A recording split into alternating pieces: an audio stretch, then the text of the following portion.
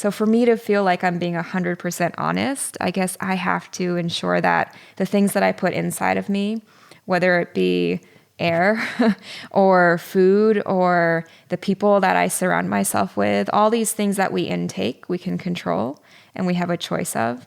So it's just a natural everyday, it's an everyday I wake up and go, okay, today plant-based, right? Because at any point I don't know. I think it's an everyday choice. It's not like once you become vegan, right, it's it. I mean, it's still every day you wake up and go, oh, hey, I see a donut over there. It's not vegan, but I'm still choosing to be vegan. Like, hey, I've got a partner. I choose him every single day.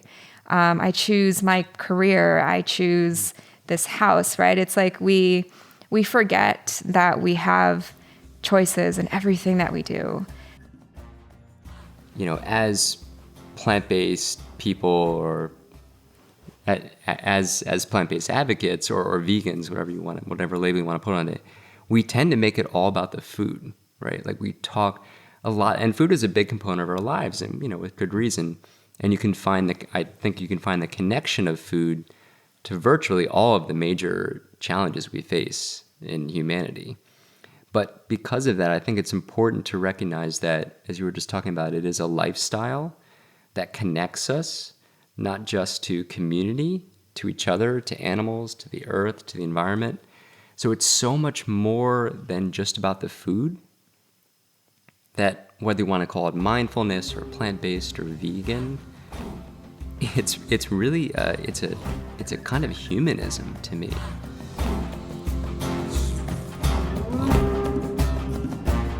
That was Ayami Yamamichi and Matt Spiewak talking mindfulness and plant-based nutrition, and this is the Yogi Triathlete Podcast. Welcome back. I'm Jess. I'm your host, and this is episode 46 of the YTP. I'm jumping right in today because I don't want you to have to wait long to listen in on this very engaging and thought-provoking conversation with two people that we are lucky enough to call friends. In revisiting this episode this week, I found myself hanging on their every word, and I think you're going to find the same. There are nuggets of wisdom everywhere, so you may want to get your journal because I think this show is going to give you some things to think about. Thank you for tuning in, for supporting the show by using the Amazon banner ad and becoming a patron on Patreon. This show exists because of your support, and it's a gift that we get to bring it to you every week. If this or another episode speaks to you, if it's helping you make positive changes in your life, why not scoot over to iTunes and write a review for the show? This is an easy way to make a big difference. Speaking of making big differences, Ayami and Matt, whose friends call Spee, are nothing less than a power couple carrying messages of mindfulness, love, and knowledge into the world every day. Ayami is a Wanderlust teacher, Lululemon ambassador, entrepreneur, author, and community advocate on a mission to ignite the love that resides in each of us as a vehicle to bring healing to the world. In addition to her studio and private classes, Ayami leads workshops, trainings, retreats. She offers entrepreneurial business consulting and helps others realize their potential in creating a life that is fueled by purpose and passion. Ayami is passionate. She is so passionate about mindful eating and plant-based cooking that in August of 2015, she published her first book, Mindfully Clear, 22 Days to a Clear Body and Mind. In the few short years that I've known Ayami, she is always in the midst of creating something amazing, like her Prayers for Peace project that we took part in during our Ride the High Vibe tour, or organizing one of her life-changing yoga and meditation retreats. To be around Ayami is to feel love. She is as present as they get. Her words are thoughtful, her actions even more so, and her purpose in this life is being lived not just for her own good, but without a doubt, it is for the good of all. Spee, the other half of this power of presence couple, was a fitness fanatic who spent a ton of time running, weightlifting, and taking classes at the gym. But he noticed that he had to rely on distraction even to get through the workout. He blasted music into his ears and thought about anything other than what he was doing. But when he discovered yoga, it was total opposite. Rather than having to focus on the distractions, he had to focus precisely on what his body and mind were doing in that moment. Yoga has given Spee a framework to build both physical and mental strength and to explore these connections. For him, he says the real practice of yoga is the space between the practices. It's the transition between the poses and what we do in life between the asana classes. He too is a yoga instructor and maintains a day job that may just surprise you. He holds a professional certification in plant-based nutrition and cooking, offers food-related workshops, and writes as the Plant-Based Yogi, a website dedicated to sharing the benefits of a whole food, plant-based yoga lifestyle. Check out the show notes for all the ways to connect with Ayami and Spee. You do not want to count them out of your life. The earth is a better place because of these two. So without further ado, I give you Ayami, harmonizer of the universe, and Spee, culinary asana wizard. All right, so let's dive in. You were just talking about the GMO thing. Why don't you fill them in on it? And food labels. Food labels. GMOs. So Obama passed a law that is going to go into effect, I believe, in 2 years, where they're going to have to label. They don't need to label it GMO. There'll be a QR code where people can scan and determine if it's non-GMO, and it's not required for them to put it on within the 2 years, and they won't be fined. So and the organic industry backed it.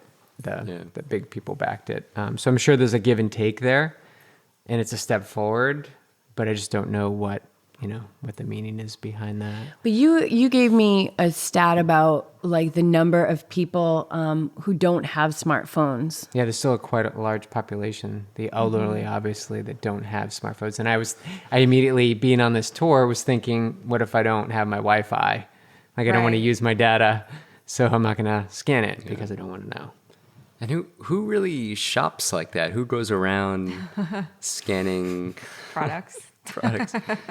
And imagine being, busy mom or dad, you got kids hanging off the carts, and you're like, wait, hang on, let me scan this. And the internet doesn't work half the time in those stores.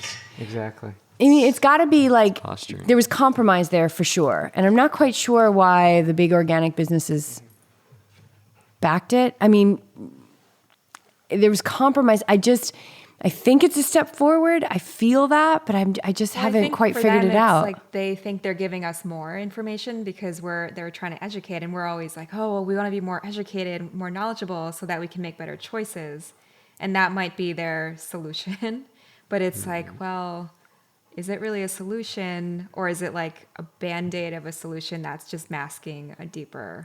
Yeah, I mean, like somebody like me, it's probably going to, maybe this is why the organics backed it, is that for me, I'm probably really just going to be strictly organic at this point, knowing that would be non-GMO because we're busy. Like, I mean, there might be some times that I have a chance to take out my phone and scan it and all of that. But I mean, and I'm just one person with no kids. So a mom with, like you said, kids hanging off the cart, like it's just not going to happen. And I think it's population over 60 and then lower socioeconomic populations don't have these smartphones, don't have, that was what the statistic was showing, that there's such a large quantity of people that just don't even have access to the technology. So it's almost like a First Amendment, wasn't it? The First Amendment? In the 14th Amendment of, because you're alienating people from having access. And think about,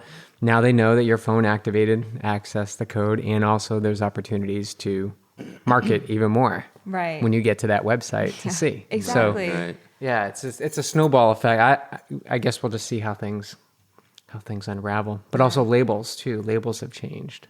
To me, I mean, I don't want to be a pessimist on this, but I think it's an example or a testament to how powerful the food lobby is, or the food lobby as a kind of an industry, or the food industry, I should say, as lobbyists. I think they're second only to the oil and gas industry in terms of dollars spent buying votes in Washington. Wow.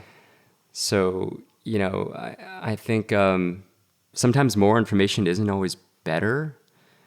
And the food labels that are changing, I think they go into effect at some point next year or next spring, is an example of that, because I think these USDA food labels are supposed to empower you with information, but they are able to design them in such a way that is just utterly confusing for consumers, that it's not really empowering, perhaps because the industry that's supposed to be protecting us, that's giving us this information, has a dual purpose.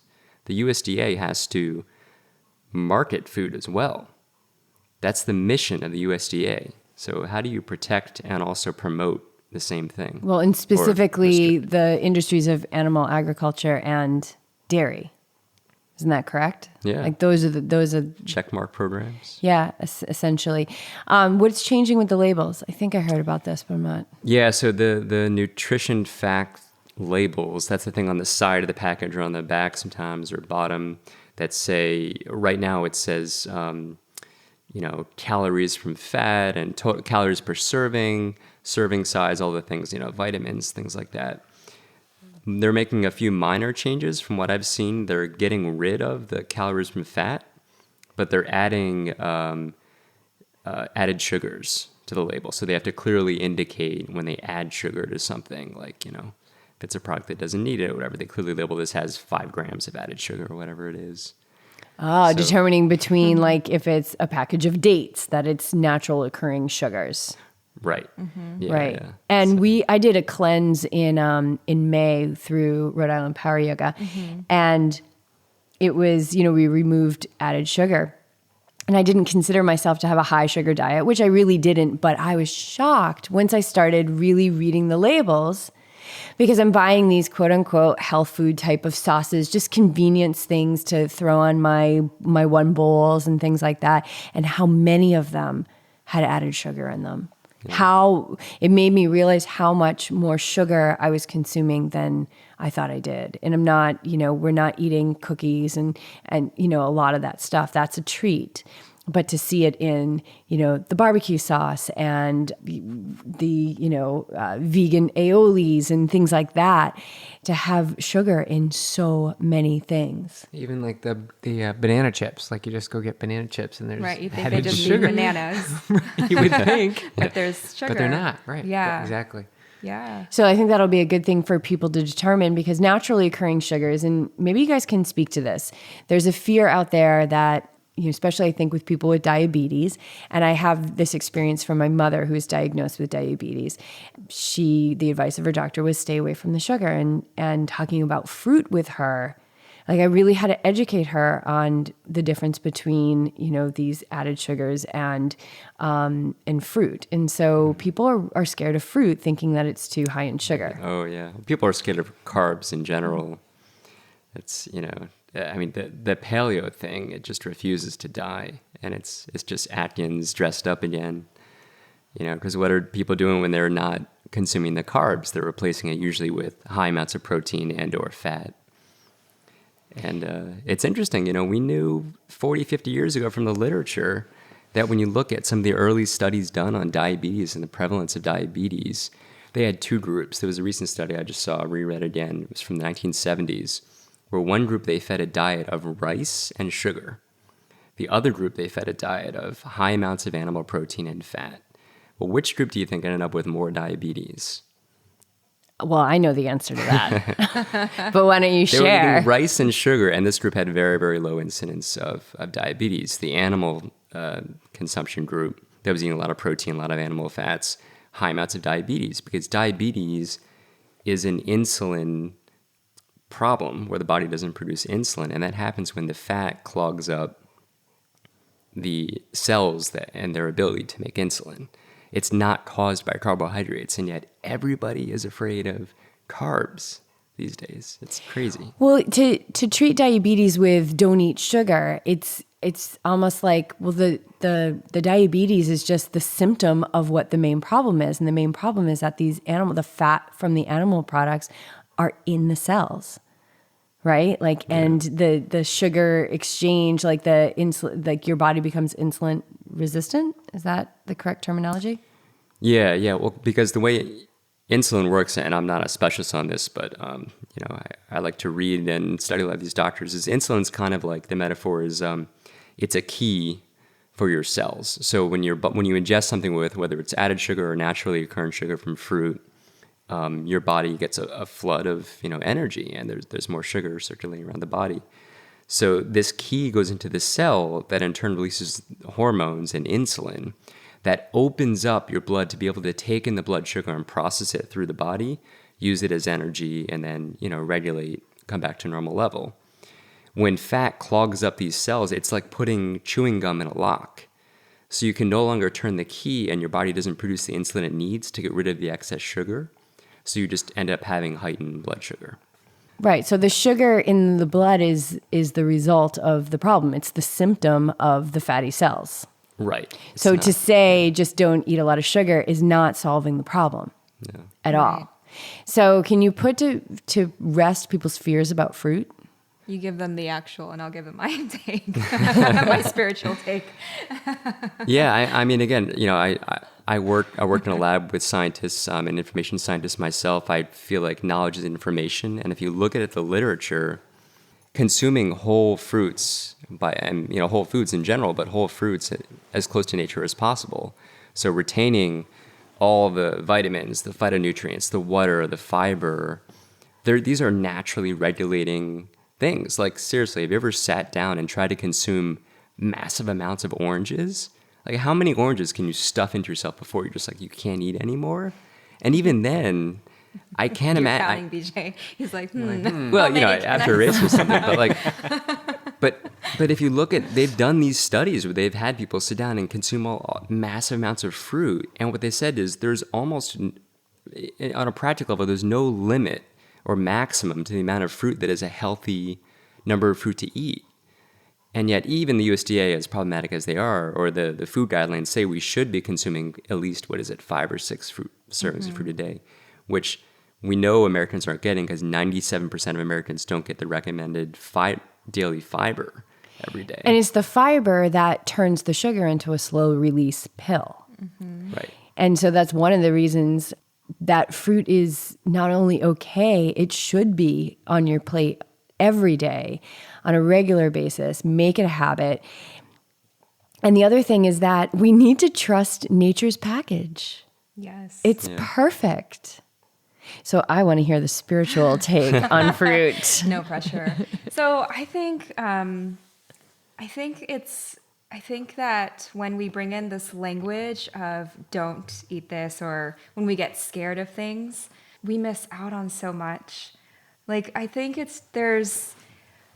I think of a strawberry, like the perfect ripe, plump strawberry. Like, is there anything better than just picking it, popping it in your mouth, and just feeling all the juices like fill your mouth? And, it's like you let it sit in your mouth, and I don't know, there's nothing better than those types of feelings with food. And not only that, it's when you eat more food, and I guess this is just me, when I eat more fruit, then my taste buds feel more alive. And in that sense, food becomes more enjoyable. So you're not really taking away from your experience of food. It's like you're enhancing it.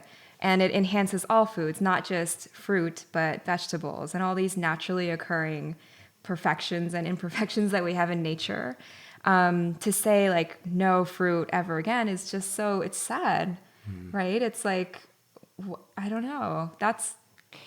To me, that would just be a major deprivation in life. And there's this misunderstanding that when you get rid of the animal products, that like when you move to a plant-based diet, that like you're going to be deprived. And it's the exact opposite. Mm-hmm. And it's one of those things that I think for some people you need to hear it over and over and over and over again. And maybe one day it makes sense. And one day you might say, I might give it a try. Maybe I won't be deprived. Because the people that we talk to, and we've been talking to a lot of plant-based people lately, is that, and they say the same thing, their whole world opened up. It's blossomed. To food. Yeah. And so the way that you were just describing that strawberry, and I love that it reminded me of this moment in yoga training, and you and I have both gone through Live, Love, Teach training. No, I don't think you were in the class, but we had to really dive in deep, go figure, to something that we loved. And for me, it was I was talking about vegetables and how I love vegetables and how you hold a beet in your hand and like you're holding the whole earth. And then there's this root where the life began. And then off of the root, there's like these beet hairs and like those have life. And they were all like connected into the ground and like you're just getting so into it. And it just reminded me of that when you were talking about that strawberry, because it's really about bringing this idea of mindfulness into what we eat. And if we're really mindful about it, why would eating fruit ever not make sense? Right. It's provided for us naturally from the earth. Mm-hmm. And that when we do things mindfully, we erase that space for fear, I think, because we're seeing truth. Yeah. And then you would kind of know how to take care of yourself if you were really mindful, right? It's like, okay, does it really feel good in my body to eat 3 plates of strawberries all day long, every day? At some point, probably you would start missing other types of flavors and textures. So it's like our bodies know what we need and how to take care of ourselves. But it's the stimulation and all these things that we see and read that kind of get in our head a little bit. And it's almost like it dries out the seeds that we've already got rooted really nicely in our bodies. It almost like it depletes that of water or nourishment and says, well, what if, try this? And it can be confusing. But it's like you guys were saying, simplicity, like simplifying. Well, simplifying is actually beautiful, right? Like you've really experienced that firsthand. And the same, I think, in nature is like when you simplify your food, you realize how much life and beauty there is out there in these, what we think are simple foods, but really they're so rich and they feel like they have life. So the spiritual side to that is I feel like there is an energy exchange when you eat something that's purely coming from the earth and it hasn't gone through this processed state. So I see why people can be scared of sugar in the form of, like you were saying, it was in my sauce and I didn't know, or it's in these cookies, a little bit more obvious, or it might be in the banana chips.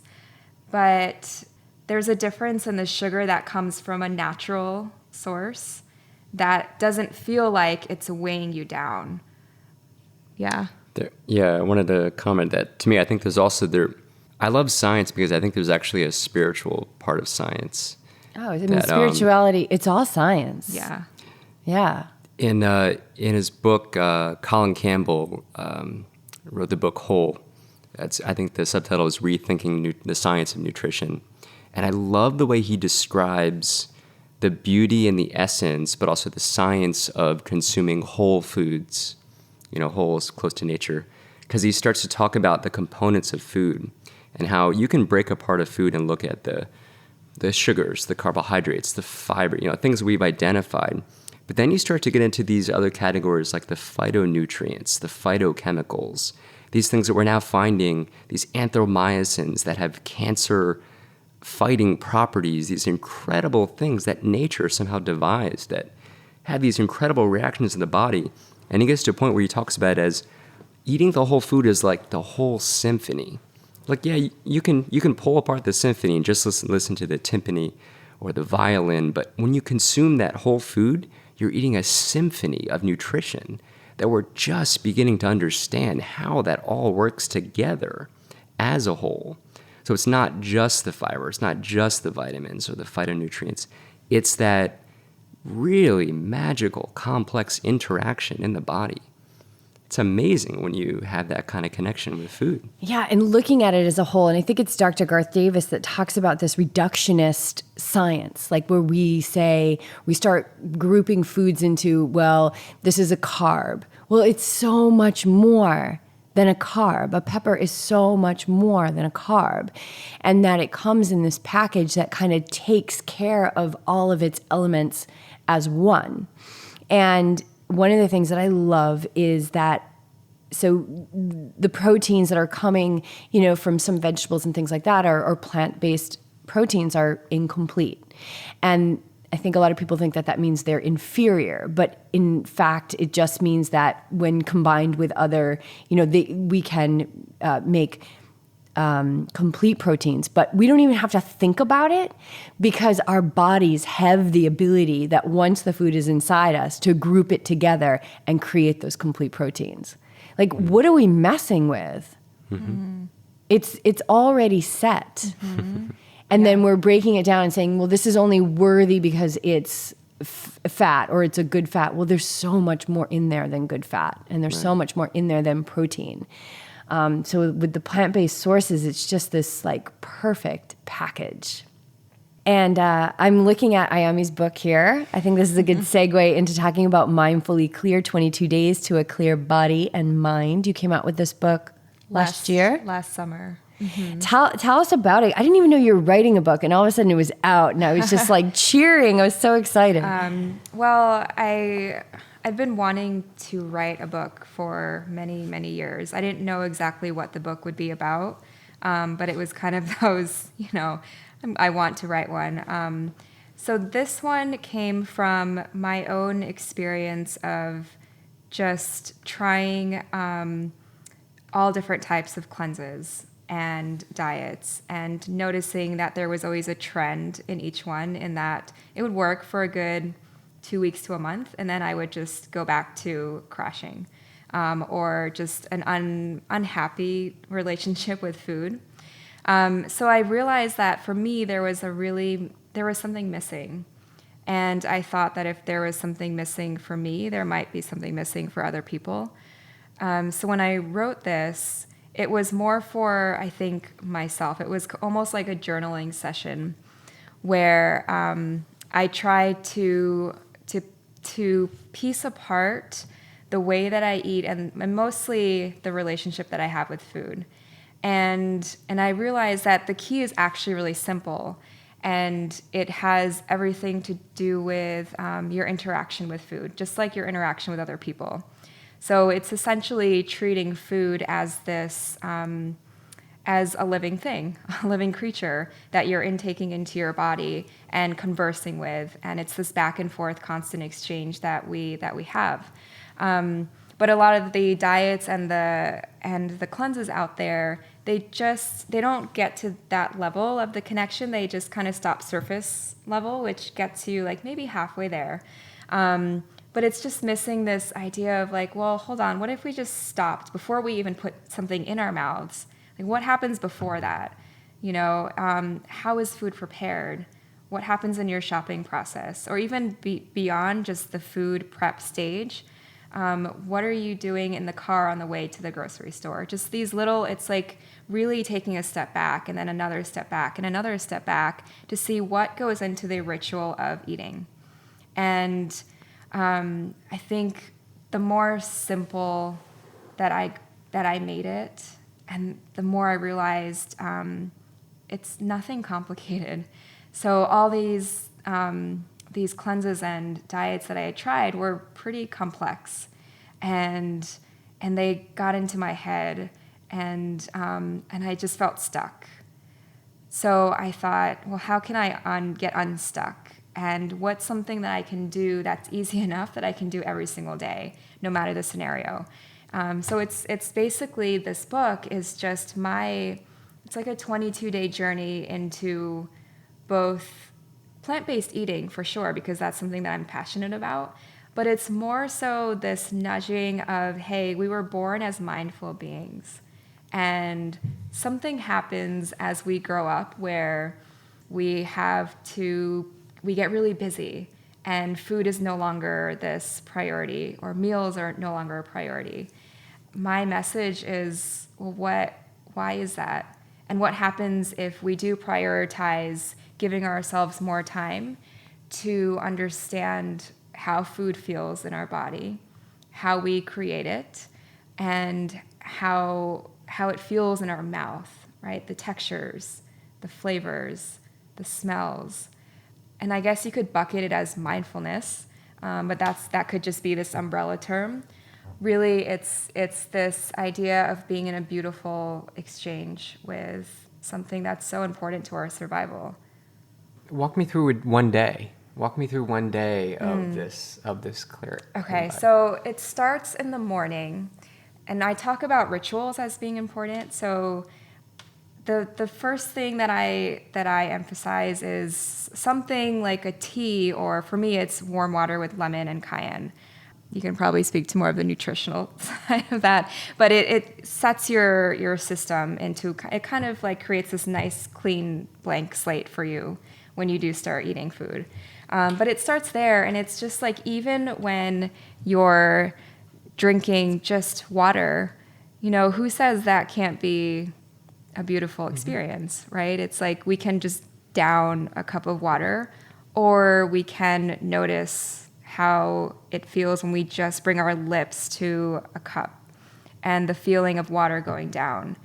And it might change from one day to the next, but how would you know if it does change or not if you're not able to at least sit with yourself and recognize that whole experience? So it's almost like you're slowing down time when you're not, right? It's not like time actually slows down, but you're giving yourself, it's like you're giving yourself time back by taking care of yourself very early on, from the moment you wake up, making sure that self-care is your top priority.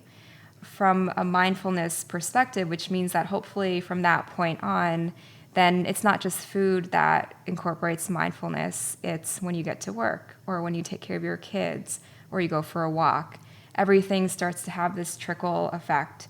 So from that first drink, then you have a breakfast option. It's segmented into 3 different parts. So for instance, the first phase of this, you start with a smoothie, and then lunch is another smoothie, and dinner is a type of a soup. So the first 5 days of this cleanse are such that from a food standpoint, it's going to give you a nice clean reset of your body, because if you are somebody who is consuming a lot of processed foods or other types Coffee in the morning. Coffee, sure, whatever it might be, it gives you a chance to feel that effect of what I think a lot of people, when they sign up for a cleanse, like, they kind of want that, right? It's like they kind of want to be pushed. They want to feel that like flush. But what they get along with that are daily emails that I write. And each one, so if you go through the book, every single day there's a tip or a quote or an exercise or something completely mindfulness related that pairs with the phase of the cleanse. So in the beginning, it's a little bit more laid back, I guess, or, just easing into. In, yeah. But by the end, it's hammer time. A little bit. A little bit. Well, you got to close the deal. I think a lot of people get into cleanses and they don't see it through to the end. I mean, the whole thing, right, is like, why do we need cleanses at all? And so I was joking with someone. I was saying, if you just buy this and never talk to me again, that's fine, because that means that you're taking this and you don't need me to guide you, or you don't need a book, or you don't need any other diet or anything, because this works for you. And I guess that's where I got to, is like, I stopped buying those books, stopped reading the articles, stopped paying for things that I didn't need to pay for. And mostly I just am happy, and I think it's because this way of eating has translated into my relationships and my work. And I mean, that's really what mindfulness will do, is it just seeps into every little nook and cranny of your life in the most utterly beautiful way. It sounds like you become empowered too. So you're really getting into the root of why you're making these food choices, why you're going through your day like a zombie. And when you go through this program, it sounds like you're giving them the tools to empower themselves to make decisions and understand the purpose behind their food choices, so that they don't need to constantly look at the book or anything like that. They now have the tools to move forward. And that's with all cleanses, right? Everybody does a cleanse at the end of the year, and it's like 10 days, and they're like, the girl at the Mrs. Green's is doing a 10-day cleanse, so she's got two more days to go. And then what? The cleanse is done. And then they start celebrating by the end. They're like, oh, good, 2 more days. And you're like, wait, hold on. Right. So this really sounds like it goes beyond that, and it goes deeper into the food choices. It goes into their life, their work life, their family life, their exercise routine. It really, I think it starts to make them question why they're doing the things they do, and just Right. pausing. I think Beyond food. Yeah, it's Yeah. really not a diet book, and I think it's different than most cleanses too, because I have trouble sometimes even talking about cleanses in a way that it's this thing that we should all of a sudden do because our bodies are always detoxifying ourselves. If it didn't, we'd be dead.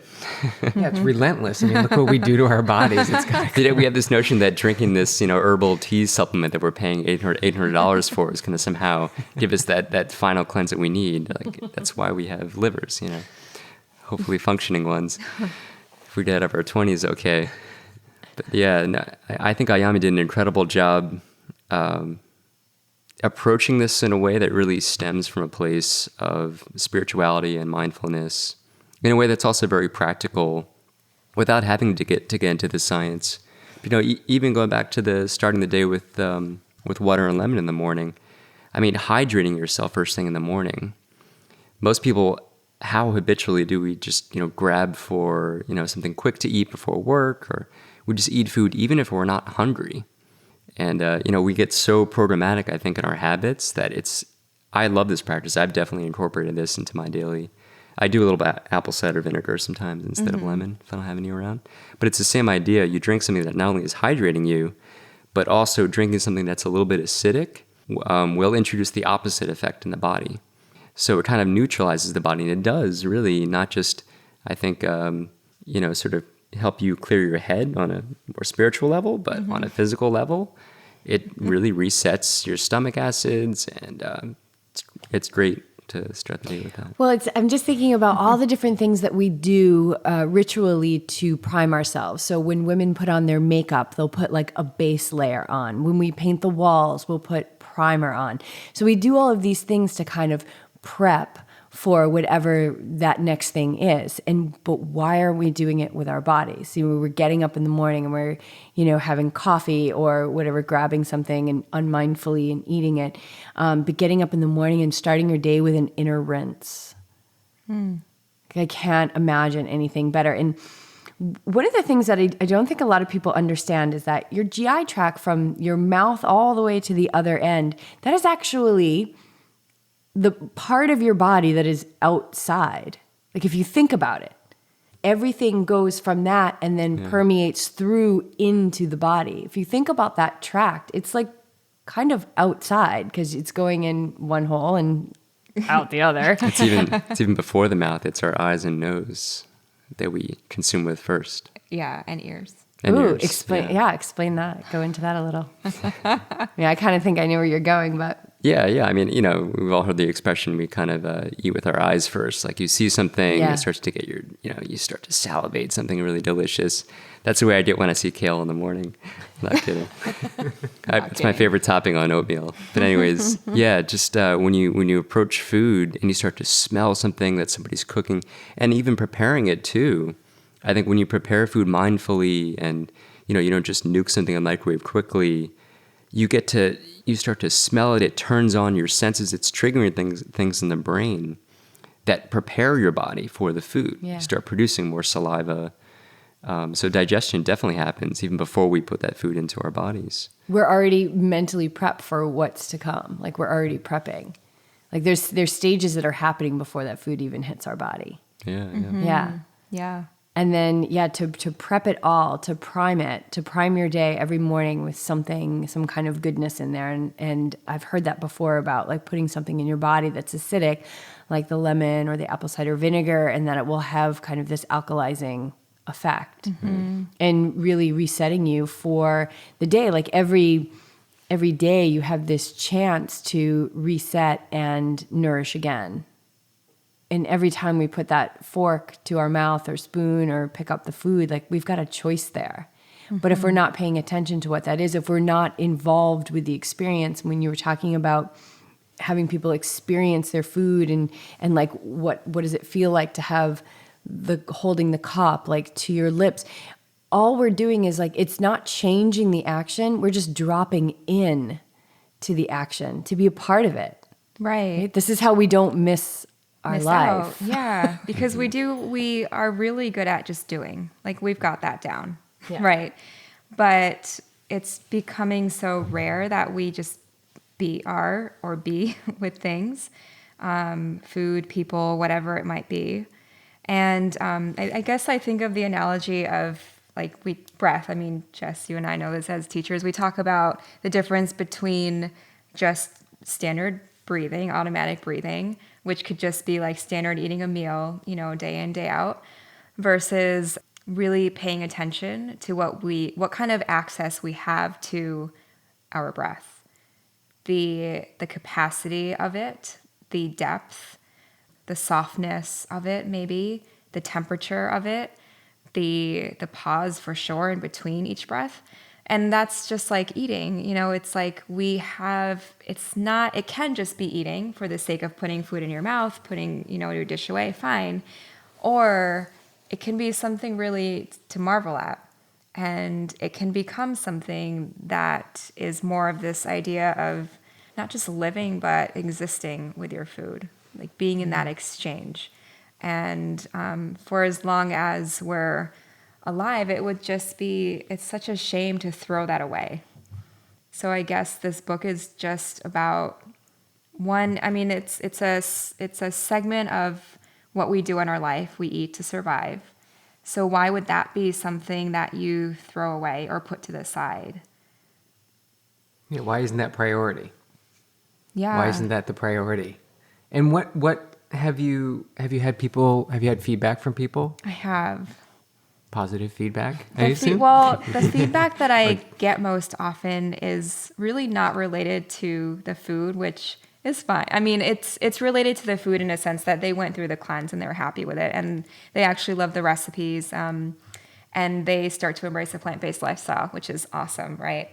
But the feedback that I get most often is, gosh, I didn't know what this mindful eating thing would do for me. And it goes beyond the food. It's like, now I finally was able to talk to my kids and actually see them and hear them. Not just see them crying, but see past their tears and see into their eyes and just communicate with them. Or I was able to finally find time in my workday to sit down and eat my lunch. Therefore, I was more focused. So it's these ahas that people have from the lifestyle aspect. So they may not go completely plant-based after this, right? But at least they're maintaining the mindfulness so that they've got the seed planted. So they know it's there. They've got access to it. And that to me is number one step is, okay, it's there. I know I can open that door, but it's now their choice. But at least they've seen and lived through 22 days or maybe more of just full on being with your body, your food, and the way you feel. So many people don't know where to start with mindfulness or meditation. Mindfulness, I think, being kind of a form of meditation, dropping into the moment and being aware, paying attention. And so you can take mindfulness and you can really apply it to just one sector of your life, like food, like maybe dinner. You could even bring it into just like dinner time with your family. Like you can bring it into one event. And if you practice that over and over again, it can't help but infiltrate its way into how you move through the world. So when people say like, I don't know where to start, just start somewhere. Start with that morning glass of water. Be in that experience. Do that every single day. Become a master at that. And without any effort whatsoever, that skill is going to start to seep. And I think that that's what you're finding with your book is that, yeah, the food is great, but the food was almost the vehicle for the transformation that mindfulness can and will, when practiced, will really orchestrate in your life to just being a participant in your life, and that you start with one little thing, but it's gonna pervade it all. Right. I think a lot of people, they go to cleanses more for some body image thing, right? Or at least it was for me a lot growing up. But at the same time, they're like, oh, but it's also for my well-being and also for my health. And when we go into cleanses with this alternative motive, then you are, even if it's a mindfulness-based cleanse, you might still not be open to hearing the message. So what I try to do in this book is not use words that become a distraction, and really just talk about things that everybody can relate to and can incorporate pretty easily. Like when I talk about meditation, I say, well, anything, like you were saying, anything can be a meditation. Just start somewhere that you can connect with. It can be music. It can be food. It can be your pet. It can be your friend, your partner. Something that allows you to just drop in. So I think when you approach people from this perspective versus saying, hey, if you do this for 22 days, you're going to lose this amount of pounds because you'll be eating this many calories. And by the end of this, here's how you can then take it forward. Just make sure you're still eating this number of calories. It's just like that. It feels really restricting.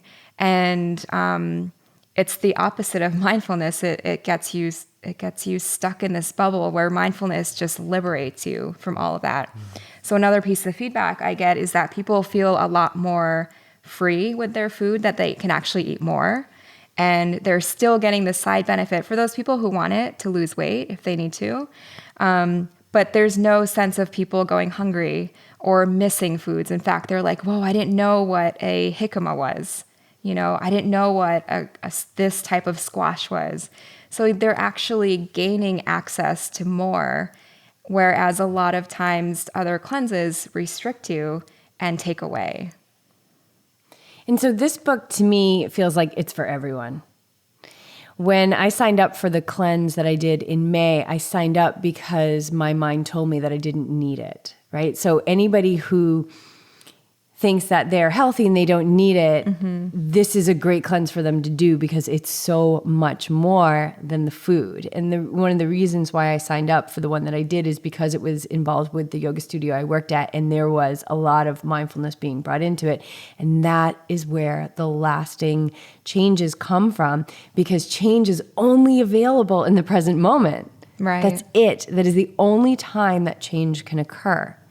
And so people were having a lot of aha moments because they were bringing their awareness, like really dialing their awareness into what's happening. So I think that this book, there are no limits to people who could benefit from this. If you think you eat really healthy, even if you're on a plant-based diet, do this cleanse. Because it even if you think you're mindful, it's going to give you other the daily lessons that you have in there. It's gonna bring in a new flavor to it. Yeah, and we can all use reminders, right? It's like even as teachers of mindfulness or whatever, we still need reminders. So I'm like, well, heck, if I teach this stuff and I need reminders, then I'm just gonna keep sharing, because until the day where I feel like I don't need the reminder, this is my responsibility right now, is to just keep putting out the feelers. That's all I can do. Yeah, absolutely. So a lot of what we talk about on this podcast is people, really looking and finding and living their purpose, because we want to share a story that helps people feel inspired to take that next action, whether that is just a thought to believe in themselves that what they are thinking is possible. And so you took the chance and you wrote this book. So I want to get into I want to get into both of your stories. And actually, Spee, let's start with you, because we've been hearing a lot of Ayami talk. Talking too much. Which we love. But you were talking to us about kind of an aha moment that you had with your career. So if you can kind of talk to us about that, and like, you're the plant-based yogi, like how did that all come about? Like, tell us your story. We want to hear your plant-based story, your professional story, and what you're doing now. Sure. Yeah. It's been a fun journey. Recently started this, I guess you could call it a website or an online brand called Plant-Based Yogi. And finally came to that after starting to live a plant-based lifestyle for a while and realizing that within the yoga community, I felt like there was a lack of, I wasn't meeting a lot of people on a plant-based diet that were yogis, or at least talking about it, even though it seemed to be historically a big part of yoga. So kind of came to do that.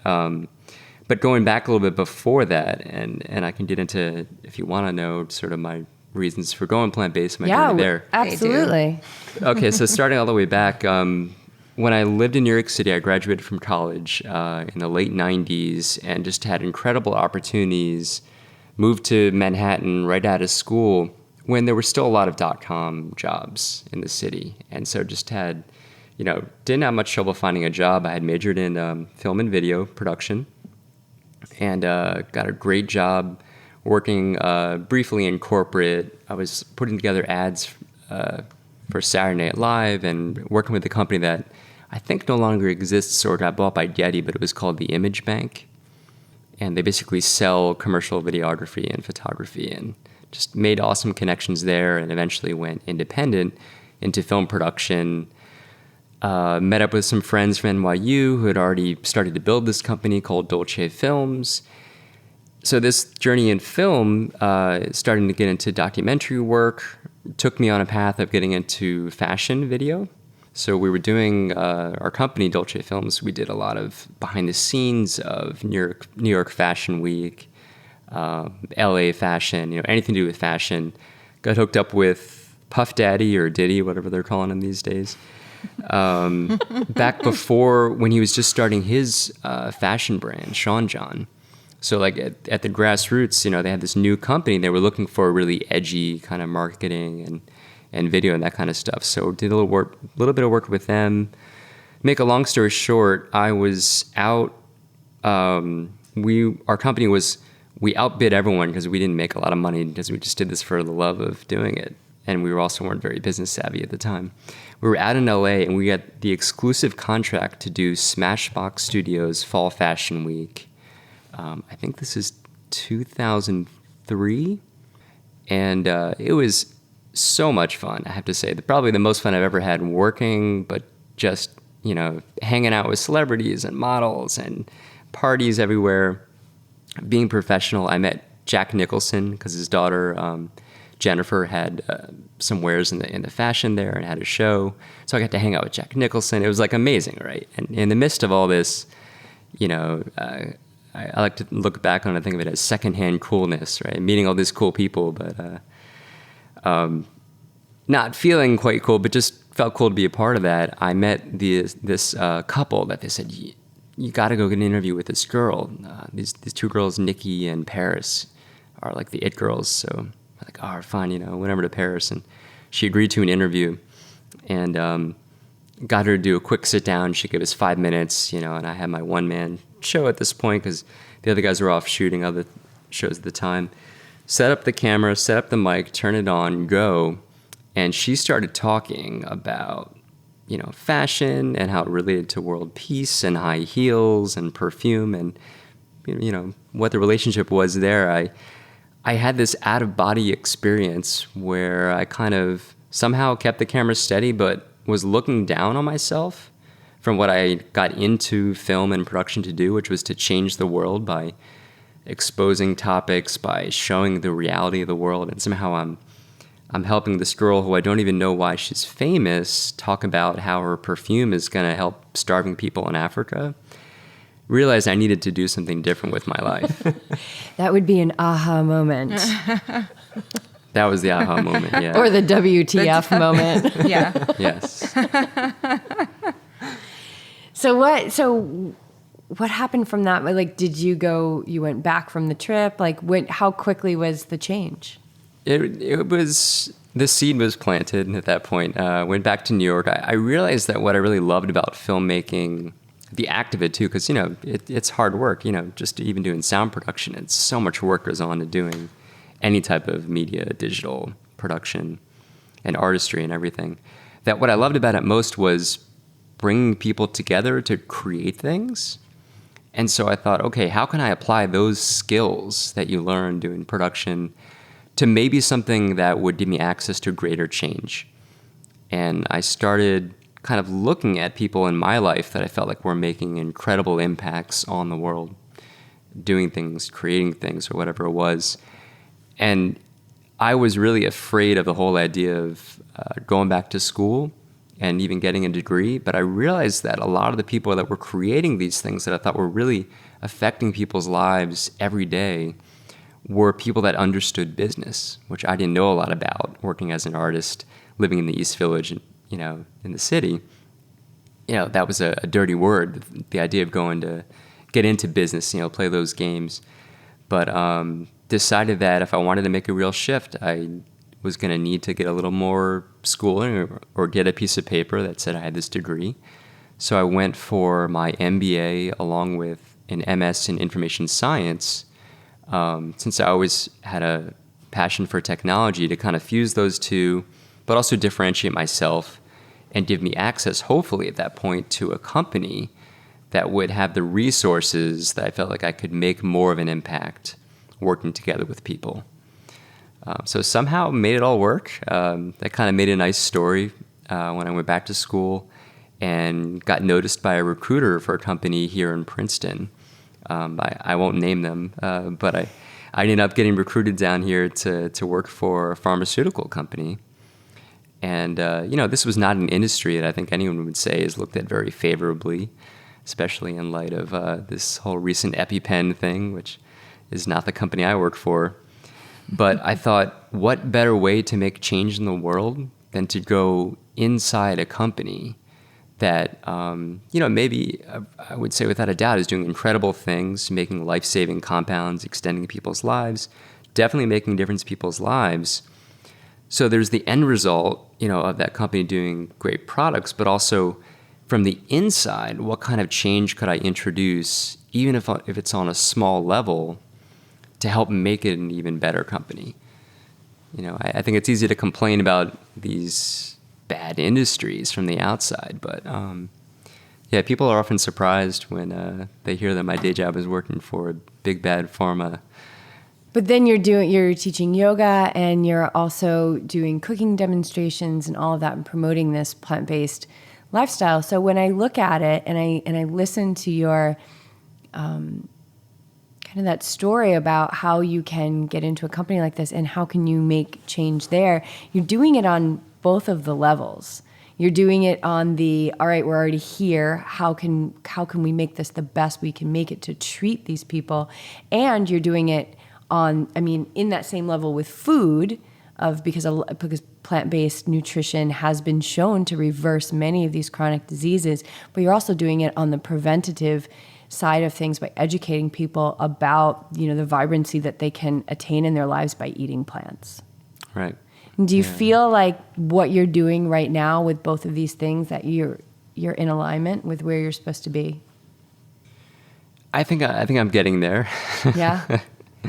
It can be challenging at times. I think the most frustrating thing in my day job is learning about a lot of these studies that are going on now, the tremendous amount of resources and money that we're looking into many illnesses that we now know, or some of us know, could be prevented through lifestyle interventions as opposed to, you know, pharmacologics or, you know, doing that. But it's frustrating because they don't look at diet in a lot of these studies, you know, so that they have control groups and then they have the group that they give the medicine to, but they haven't done a lot of this they don't ask them what they're eating at the time. You know, they don't treat root causes.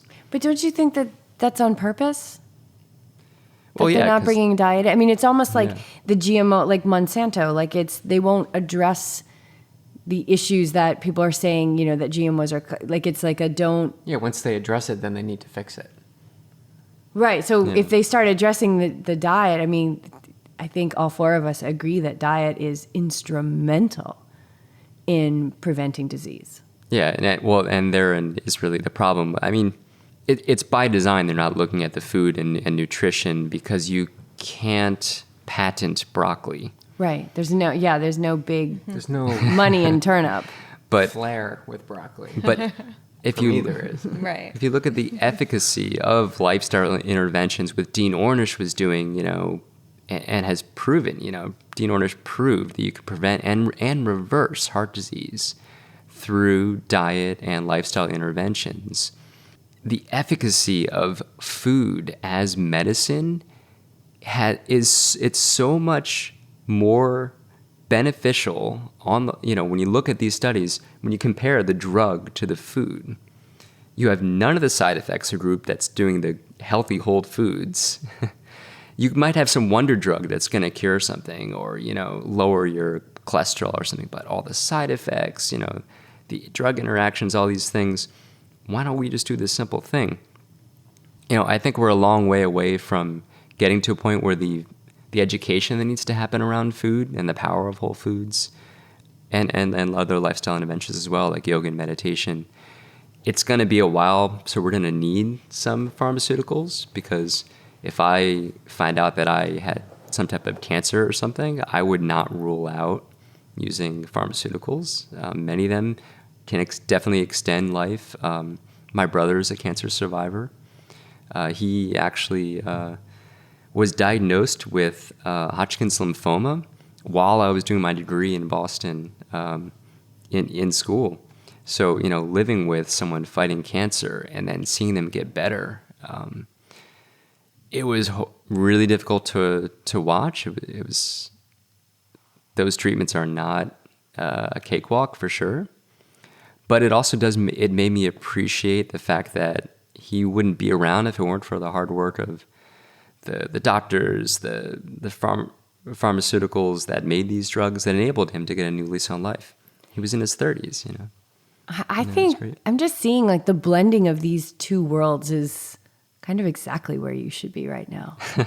Well, he does a really good job of, like, you asked the question, do you feel in alignment with the work and the teaching and the cooking stuff? And I think you've found just the right balance, work stuff aside and all, like whatever you just mentioned, like that aside, I think you have found a way to be in balance with those three things, so that when work's done, you come home and you cook a delicious meal, and then it's all about like plant-based, like passionate food, cooking, mindful eating. Like when we're together, you're never not here, you're just with me. Mm-hmm.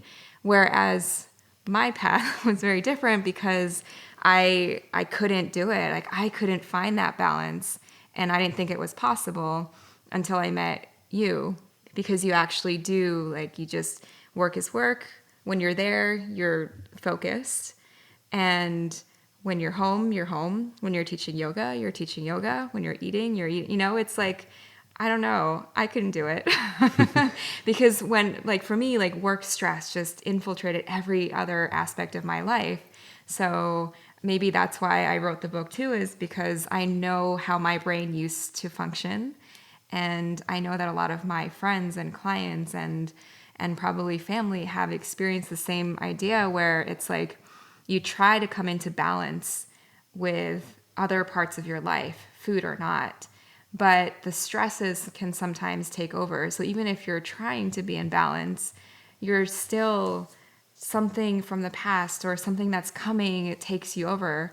But you've done, I don't know how you do it, but you just, like, I've never seen you stressed outside of, it's like, I don't know. It's all the yoga. It might be the yoga. It might be the meditation. You just came into this world equipped to kind of live in that polarity of these two different worlds, really, like the pharmaceutical and then coming home to the plant-based. Like, you were just equipped to do that. Like, and we're all equipped. We all bring these different things into the world. So how did you become plant-based? What's that story? My father passed away of a heart attack. Pretty young age. I was in my early 20s. It was pretty sudden. He was in his 40s. But definitely, my father had a lust for life. He loved going out and eating good food, eating a lot of rich food, but, great sense of humor and everything, and just really appreciated everything in life so much, maybe a little too much. But we didn't we didn't know back then, or I didn't know that, eating really, really rich foods over time is going to put you at risk. It had a transforming effect in our whole family. So it kind of made us all in our family question things. I was at the same time very lucky that as I was starting to get into a healthier lifestyle and getting even more into yoga and fitness and nutrition, I stumbled upon this pilot program that Whole Foods was doing at a couple of locations around the country, and it was called a wellness program, or the Wellness Club, I think it was what it was called. And Princeton happened to be one of the stores where they offered this. So the idea of it was they kind of built like this mini, you could almost think of it like a health club or a fitness club inside of Whole Foods. So they built a little like storefront, a little lobby, and then inside you paid a member fee. So it was like $45 a month or something. And you got unlimited classes in cooking, in nutrition, in yoga. You could actually take a class. I took yoga classes in our Whole Foods. Like they built this little yoga room. It's really cool, amazing program. And that was really where I got schooled, my first exposure to some of the realities and the truths about food and the things that they don't necessarily teach us in school, and certainly what you're not going to learn by reading food labels. It was eye-opening, and that was the spark. Then I went and, I read the China study, I saw Forks Over Knives. Just from there, I started getting really into learning as much as I could. And I actually went kind of pescatarian first. It was easy for me to give up cheese and dairy. That never really seemed to agree with me anyways. But I started to feel better and better the more animal foods that I stopped consuming. And then one day it just decided, I just jumped all in. But I did it, I think really the key to me also through that transformation wasn't just sort of wanting to get healthier and stumbling on this program. What made that particular pilot program successful for me, and I did this with many other people, was that they built a community that I did this with. So as we took these classes, the other members, we were learning together. We were getting cooking lessons together that showed us how to cook, whole foods, plant foods. That, I think, is the missing piece from so many people that try to make any kind of change in your life, whether it's diet or, getting into a more active lifestyle, is having that community support is such a key. And I would not have been able to do it, I think, had I had this amazing community, people doing it with me and supporting me. And there's so much now, like Facebook groups and all the online support that you can get that probably wasn't available back then. But support is huge, and support is a big piece of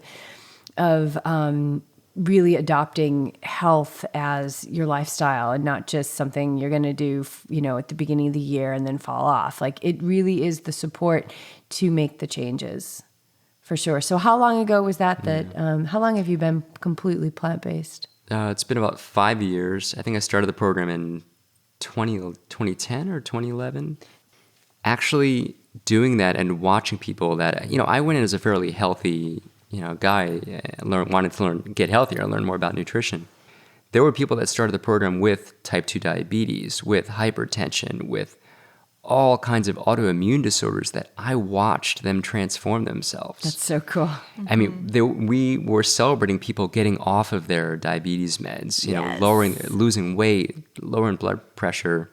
When you see people take control of their own health, that is such an amazing thing to witness. Yeah. And, we see that in our yoga classes, and we see it, we see it with food, but we see it with what we were talking about earlier, is that they come into the space, maybe for a physical workout, and then all of a sudden they're connected with their breath, which connects them to the present moment, which is the gateway to major transformation in life. And so it's just so cool to see everybody's individual journey and then where they go.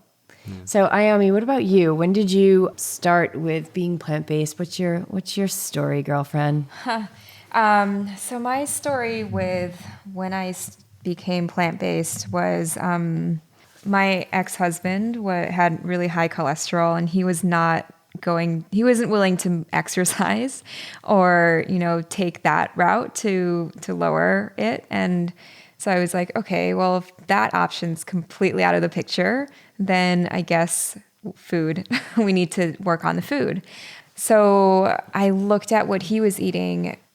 I was like, well, what if we just started fresh, and to me, fresh was like, let's just cut out meat, dairy, poultry, seafood. Like, let's just go clean and whole foods and see what happens.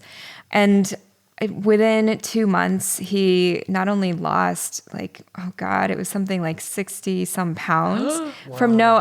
This guy he maybe walked my dog, but that was it. And I was amazed. And I was also eating that way as well, obviously, because I was cooking and doing all that for him. So I noticed in myself how I felt. First, I felt really calm. It was this weird, and I don't know if you guys felt that when you went off like red meat and chicken and all that, but I felt like a little bit of nirvana state, just like a little bit of like you're floating on this wave of just, it was like a sustained level of energy, but it was just the right amount, nothing that spiked or dipped too low. It was just nice stream. Like a wave you could just ride. Just ride. You just ride the wave. Yep. And so from there, he then went on his journey with food, which was very different than mine. I kind of stuck with it because I became really curious. And like I said, I had tried all these different cleanses and diets, and I just found myself on a roller coaster. And I was like, but I'd want to be on that, just riding the wave, rather than be up and down in what do you call it, like riptides and, like the crazy stuff. You just kind of want to be smooth. So for me, this was over 10 years ago when I first went fully plant-based. But then because I was curious about, well, what happens if I introduce stuff back in? So I went back and forth, and I like to talk about that because I think a lot of people are scared about the back and forth, and they think that's something to be shameful about. But that helped me actually really solidify and become clear in my decision to stay plant-based. I think of plant-based, whatever, vegan, whatever word, it doesn't really matter what word you put around it. It's a lifestyle, right? It's like, I think about when I teach, I essentially teach people to live from their heart, to be compassionate and to be kind. So if that's the lifestyle that I'm teaching people, then I need to make sure that I'm truly living it as much as possible. And there are obvious ways that we can do that, right? It's like, well, I can be sure that the words that I speak come from a place of love. I can be sure that the actions that I take aren't from a place of anger or flight or freeze or fight response, and that it's more from a like, let's stop for a moment and consider what it is I'm doing. And then I think of food as a sector of that. It's like food is a segment in our values. So if I'm really, truly telling people and reminding people to live a life of love, then food is in there for me. So for me to feel like I'm being 100% honest, I guess I have to ensure that the things that I put inside of me, whether it be air or food or the people that I surround myself with, all these things that we intake, we can control and we have a choice of. So it's just a natural everyday I wake up and go, okay, today plant-based, right? Because at any point I don't know. I think it's an everyday choice. It's not like once you become vegan, right, it's it. It's still every day you wake up and go, oh, hey, I see a donut over there. It's not vegan, but I'm still choosing to be vegan. Like, hey, I've got a partner. I choose him every single day.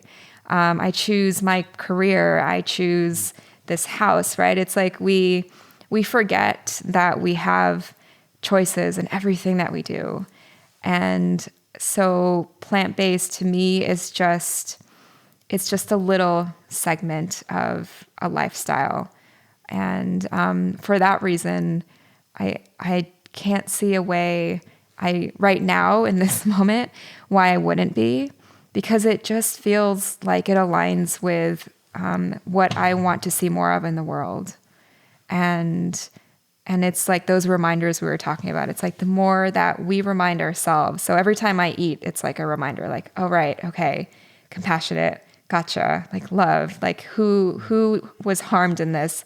No animals, right? It's like a constant reminder, and it's beautiful. It's a really beautiful reminder to know that it's a small impact maybe we as individuals make in the world, but it's also a pretty significant one in the grand scheme of where we're headed. And yeah, like we're just kind of in the front line.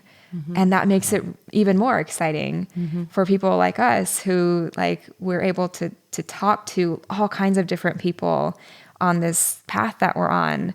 So whether it be in written form, because some people learn better from reading or talking or moving their bodies or giving them food to eat or giving them a touch, it's like any which way you can educate people and mostly connect with them. That to me is how you get people excited about it and how we can stay excited on our path. You talked about community, and I think this all revolves around community and those experiences you have bouncing back in and bouncing back out. Yeah. I think with the community, we can share, just the four of us in this room right now can share so many instances in our journey to being plant-based that we can meet people wherever they're at, no matter where they are, to connect them with the how of what to do next. Right. If that makes sense. So we all have this experience, and we just need to continue on our paths in our own little way, like you said, to continually spread the word and interact with these people so we can help them along. Like, it's okay to go in and out. That's okay. You can speak to that. It's okay to go all in. I know some people can do that, but everybody has a different scenario, and meeting them where they're at and helping them along on their journey then creates this plant-based movement one person at a time, more and more, and making it more prevalent. Yeah. We were talking on our road trip home from Farm Sanctuary. It was just last weekend, right? So we were kind of reflecting on spending the weekend there. We went to the New York Hoedown, which is always a blast. It was our second year. About how, as plant-based people or as plant-based advocates or vegans, whatever label you want to put on it, we tend to make it all about the food, right? Like we talk a lot, and food is a big component of our lives, and with good reason. And I think you can find the connection of food to virtually all of the major challenges we face in humanity. But because of that, I think it's important to recognize that, as you were just talking about, it is a lifestyle that connects us, not just to community, to each other, to animals, to the earth, to the environment. So it's so much more than just about the food, that whether you want to call it mindfulness or plant-based or vegan, it's really it's a kind of humanism to me. And I think we have to start to introduce new language that speaks to that, so we can include people in that conversation. Because sometimes starting with the food is a non-starter. If you go to certain places in this country and you say, hey, let's be more mindful about eating some of these animal products, and put a kale salad in front of them, they'll say thanks, but no thanks. But what if those same people we talk about, maybe there's a way that we can have you feel more connected to people in your life, to your families, to your community, that you can share meals together and be happier and take control of your health, and all these other things that we experience when you go through the transformation. It's not just the food. Food should be pleasurable and all that, but choosing that every day, you choose so much more.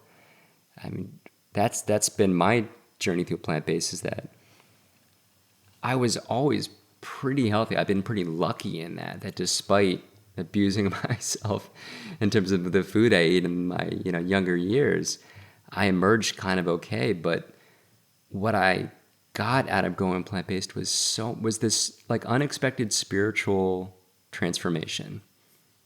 Yeah, absolutely. And I completely agree. And like Ayami said, it's just a segment of a much bigger lifestyle. And like BJ said, it's meeting people where they're at. And living in alignment with what we're teaching, with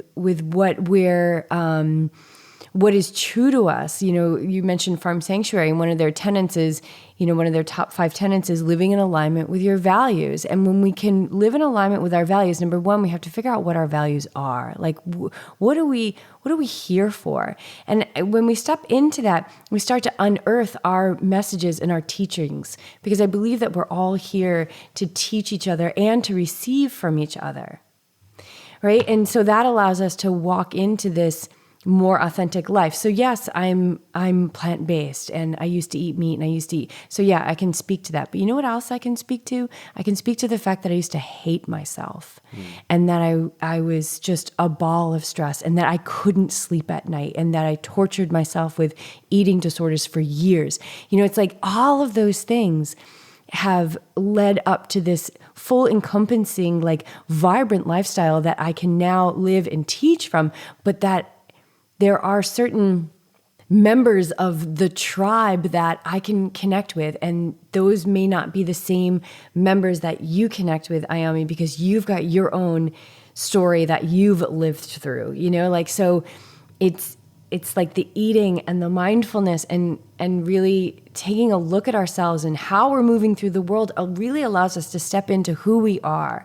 And I think these days is like, that's who people want to buy from and learn from and listen to, is people who are like not afraid to admit when they have a plant-based detox book, say, you know, I just make a decision every day on it, you know? And if you fall off the wagon or you make another choice, not that you fall off the wagon, but if you make another choice, like, you're still you're still that beautiful, giving, you know, mindful person, because you know behind that choice is consciousness. Right. And you let go of the reins of trying to be perfect. Yes, I know. Right. It's so important. And you guys are 2 people that are absolutely delivering amazing messages, and you're so unique in what you're doing and living your purpose. And I think, as you were talking, Speed, like, there's a book here. Do you guys know that, between the 2 of you? Uh-oh. That your next book is here? Did you see that? Yes. Could you see that? Yeah. So just let me know when you start writing it, because then I'll say, Well, I told you. there was also the transformation that happened as a result of Ayami creating this book. How we met. Because you were the first to read the manuscript. Oh, is that how you guys met? Yeah. Well, we knew each other. We were in, you know, yoga circles here are pretty small, and I was an admirer of her teaching. But at the time, I was actually getting my degree in plant-based nutrition through Ruby. I ended up doing the Ruby program, which I thought was amazing. Chad Sarno's got incredible. Oh, cool. We'll check. We'll put a link to that in the show notes, so people can check it out. But yeah, just briefly on that, you know, Ayami said she was writing this book and it had recipes, and she heard that I was, you know, learning a lot about nutrition and food and doing all these things. She said, "Would you mind looking at my manuscript?" And I was flattered. I was like, "Yeah, I don't mind. What can I possibly And you actually offer?" printed it out before I ever did. But I read it. You know, I read it cover. I You instantly, sure did. I loved it. I thought the recipes were amazing. They were creative, but yet simple, not overly complex. You know, gave her detailed notes, but we would meet in a coffee shop in town and go over ideas about the book and talk about, you know, different things. And I think we had so much fun and just had this instant connection talking about this and how it's so much more than just about the food. Oh yeah, absolutely. And I love that. You know, we all have our stories. You guys were brought together over yoga and a detox book, and BJ and I were brought together over about 11 mudslides. So, you know, it's just a different story for everyone. Right. But in closing and wrapping this up, I want to hear kind of a bit of advice from both of you. So, Ayami, somebody who is, you know, wanting to do, like, clean up their diet, and they've heard this detox word, and now they're listening to this and they're like, oh God, here it is again, right? But they're fearful. They don't think they're ready to start. What do they need to be ready to start? I think you only need yourself, right, to be ready to start and to not have to worry about this word detox, and to know that there is a chance to be free of that word. And that's to do the opposite of detox, actually, is just to be with the food that you're eating and to enjoy it mostly. Because when you are in a happy relationship with your food, then you're in a happier relationship with yourself. And when you're in that place, then you don't need to change yourself, right? You don't need to detox. You don't need to cleanse. So it's not so much the question of I want to detox or what can I do to detox. It's what are the steps can I take to really love myself. I love it. That's perfect. That's exactly in alignment with your teachings and the way that you live your life. And I have so many questions for you, Spee, but I'm going to wrap it up with one question. So with this whole GMO Dark Mark Act that was just signed by Obama and the labels and all of that, and people who are looking at all the different information out there and they're just overwhelmed, right? So this happens. They get overwhelmed. They're being duped, and that's just a fact. Where do they start to acquire some knowledge to help get clarity on what's going to be a good and healthy way for them to support their body and their mind? Like, where do they start to educate themselves and get out of that just confusion circle that is perpetuated on purpose? Any path that will connect you to those communities, whether it's finding a book like Mindfully Clear that's going to plant those seeds and help you look at food in a different way that's empowering, that makes you realize that you can choose this. Or if it's seeing a documentary, being a former working in the film industry, seeing a movie like Forks Over Knives for me was transformative. There are so many ways, or online there are these communities, there's so many ways to connect with the communities that it's so easy to get overwhelmed by the amount of science and the back and forth between is this healthy, is that healthy. But there's a beauty in discovering the simplicity in the whole foods nutrition, because you should not need a degree in nutrition or know how to decipher the nutrition label and figure out, is this a healthy food, when you just go to nature and find things in its beautiful, naturally made form. You don't need an ingredient list on apples and bananas, and delicious whole foods just are perfectly packaged for us to eat and can sustain us. So I think it's just simplifying it and discovering the beauty in that simplicity. Perfect. I love it. Well, thank you guys so much for the amazing one bowl meal you made for us, and for hosting us in your home tonight. And we've been looking forward to this interview. I love it. It's our first foursome. So Exciting. And if they want to know more about you guys, we're going to put a link where they can buy Mindfully Clear. But Ayami, where can people connect with you? My website is just my name, so ayamiyamamichi.com. They've got links to my book there, places that I'm teaching, workshops that I'm doing, teacher trainings, all that stuff is there. Awesome. And this girl, you are on fire right now. You just taught at Wonderlust this summer. You've got a book out. Yes. I just told you guys you're going to be writing a book together. So there's a lot happening. And Spee, where can people get in touch with you? So I'm Plant-Based Yogi on Instagram, Facebook, Twitter. I think I have a Snapchat. I don't really do that yet. Yeah, oh my God, we always have the Snapchat. Education on Snapchat. I think you need to be 12 to understand Snapchat. So no, we don't know about Snapchat. Yeah, just but Plant-Based Yogi. Yeah, you plantbasedyogi.com. gotta follow him. He posts beautiful pictures of food, and these guys are great. So get on their train, buy the book, and. Thank you, guys. Thank you. Yeah, thank you so Thank you much so for much. hosting us on the tour. All right, signing off. Awesome. Thank you so much. That was fun. That was like an hour. Oh my God. Good job.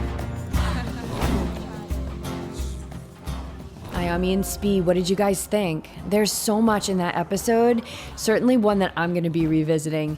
These two are just a perfectly paired combination of mindfulness and intellect, and they have so much to offer, and they're always moving forward. They just returned from a tremendous vacation in Malaysia, and Ayami is prepping for her summer events. She has a yoga and meditation retreat coming up on July 7th at the Himalayan Institute in Pennsylvania, as well as her next 200-hour teacher training starting August 18th in Princeton, New Jersey. SPI is getting ready to kick off the Princeton Environmental Film Festival on March 27th, an annual event that brings light to environmental sustainability from various angles through the screening of chosen documentaries. This will be the 6th year that he's on the committee, and he'll be announcing a feature film on April 2nd, so stay tuned. So go to the show notes and connect with these guys.